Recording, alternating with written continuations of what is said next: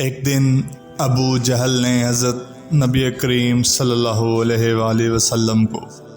پتھر مارنے کا ارادہ کیا اور وہ ایک پتھر پکڑ کر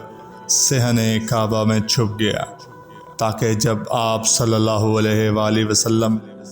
نماز کے دوران سجدہ میں جائیں تو وہ آپ کو پتھر مار سکے۔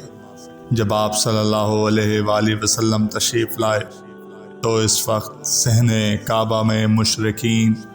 اس منظر کو دیکھنے کے لیے جمع ہو چکے تھے۔ حضور نبی کریم صلی اللہ علیہ وآلہ وسلم نے ان کی کچھ پرواہ نہ کی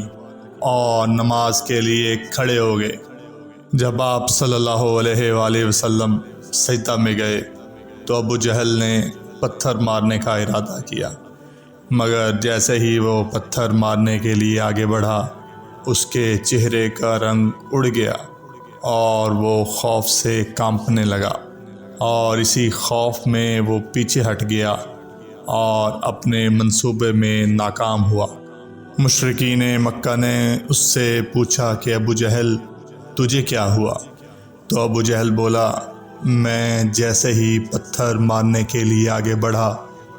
میں نے ایک بہت بڑا اونٹ دیکھا، اور میں نے ایسا اونٹ پہلے کبھی نہیں دیکھا تھا۔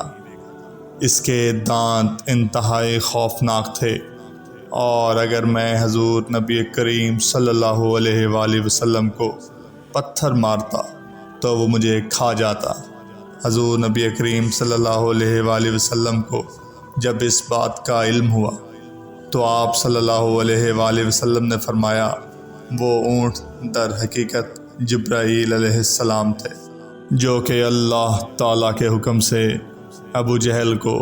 اس کے ناپاک منصوبے سے باز رکھنے کے لیے آئے تھے۔